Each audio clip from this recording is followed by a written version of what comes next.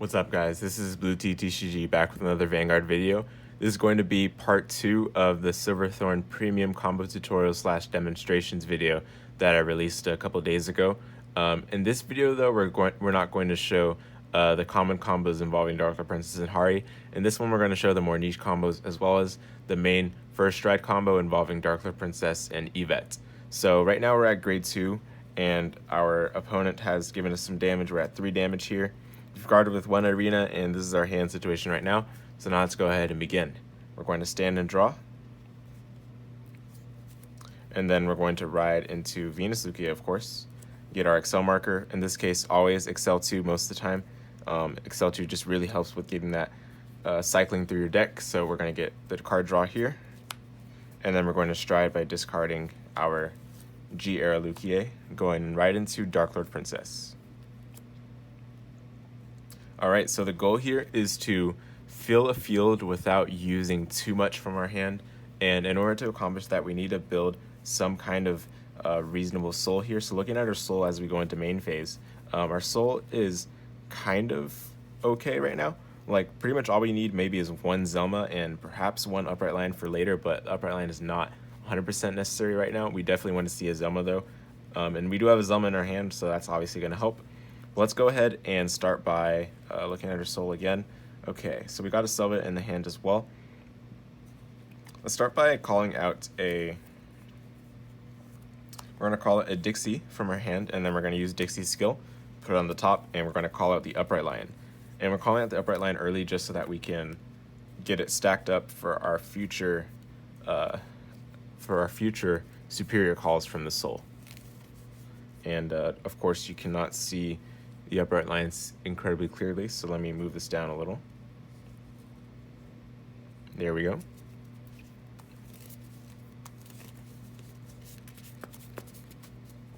All right, and then we're going to use Zelma from hand. So Zelma from hand is going to put the other Zelma into the soul.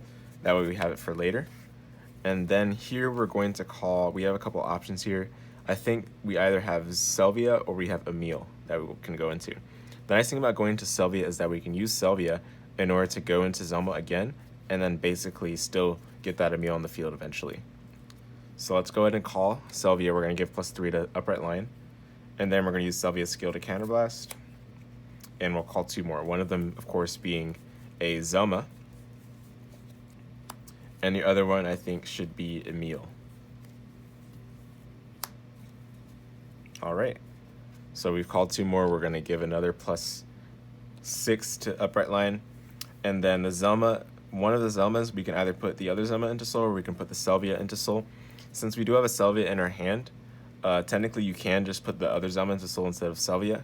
But here I do want to show an ordinary combo because it's not very often that you'd have 2 Selvias in rotation at a time. So we're just going to go ahead and put the other Selvia into the soul. And let's call a Lillian, and we're going to call Lillian to let's see, checking our hand quickly. I think it is best to call the Lillian in the same column as the Zelma, so we're going to do that. And then upright line is going to get another +3, and then now we're going to use the activated ability of Emil. We're going to check the top 5, and we got only 1 the Zelma, but that is great. That's pretty much what we were looking for. So it'll work out. This is going to be good. Shuffle this up, and then we're going to put the Zelma into soul. Now let's go ahead and call the Irina from hand. Okay, we're going to use Irina's skill. It's mandatory. So we're going to look at the top 2 cards of our deck. One of them has to go into soul, one goes to the bottom. Now what's interesting here is that we could get a 4th Zelma in rotation, which is a little greedy because we do already have 3 in rotation. Technically, you do not need more than 3 per game in rotation. 3 is pretty much the ceiling of how powerful the card is. However, I do think that is good to get Lucia reverse because we can get another grade 3 that we can eventually add to our hand at the end of our turn. So let's go ahead and put the Lucia reverse into the soul. And that Zelma is just going to go to the bottom. All right, so I think we're all done in terms of what we need to do during the main phase. And we have a couple of stacks on our upright line. We got a stack of 2 6s, which is 4 3s. So not bad at all. And of course, upright line is going to get more stacked as we do our combo here involving Darklord Princess into Yvette. Let's go ahead and begin. All right. We're going to start off by attacking with the Lillian column. This column is going to eventually go away, so that's why we were attacking with it first. And it's only going to be 26 because we do have the 4 names. I shouldn't say only, but it is 26 because we do have the 4 names in Soul. And then we're going to attack with our Vanguard Yvette.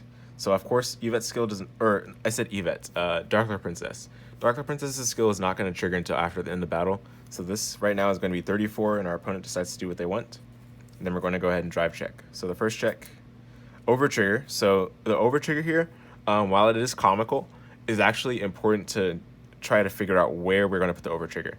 And of course, because we do get the over trigger in 2 places, depending on how our opponent guarded, let's say we put the over trigger to make it not like entirely crazy of a demonstration video.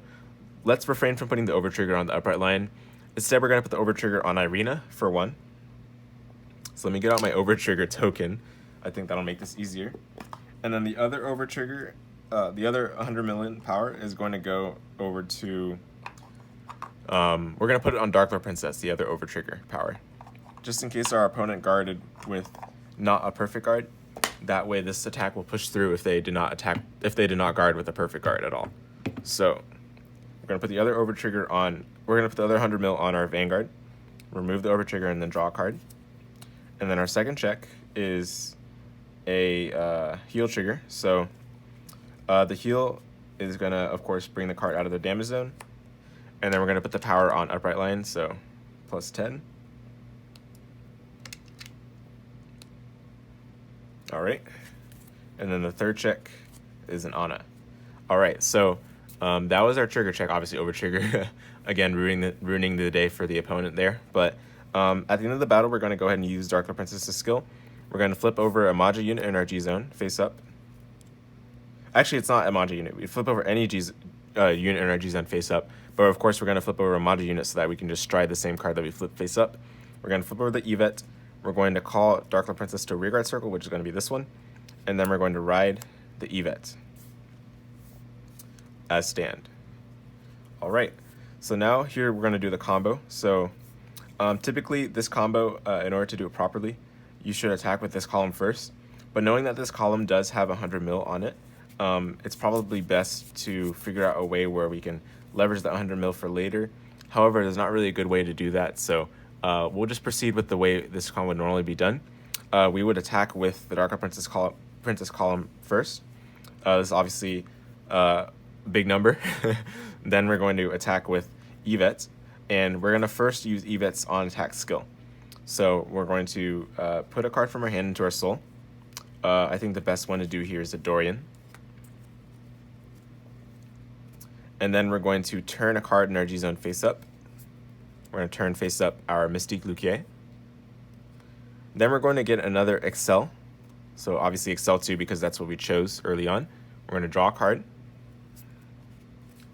And then we are going to call a card from Soul to that additional rearguard circle. It doesn't have to be that one exactly, but it does have to be 2 in additional rearguard circle at minimum.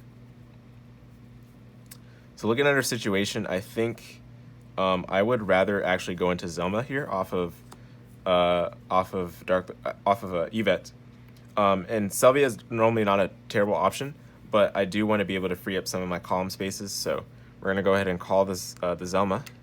She's going to get plus 15. And of course, at the end of the turn, she's going to go back in the Soul. But typically won't matter because the goal here is to get out Dorian from the Soul, so that all the rearguards will go into Soul anyway. All right, and next up, we're going to use Zelma's skill. We're going to put one of our rearguards in the Soul.